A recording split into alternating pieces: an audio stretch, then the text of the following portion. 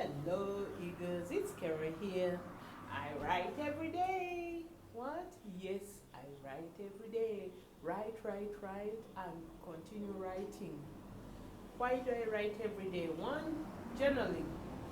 Organizing your thoughts from head to the book to the paper. That way it creates clarity. That's why I write.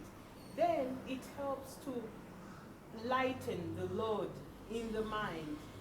Especially if you are creative, your mind can be a chatterbox.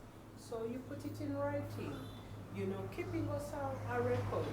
The universe will only trust you with its material if it knows you're going to take good care of it and not only write it, but share it and participate in creating the vision of what you've written down.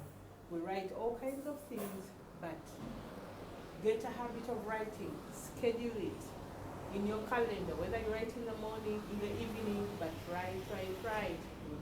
Get things from your brain, put them on paper so that the record can be set in stone so that it's a manifestation tool, because that is front mind positioning. You see, you're using your mind, putting it on the paper, making you remember and think about it in order to manifest it. Right. Talk to you soon.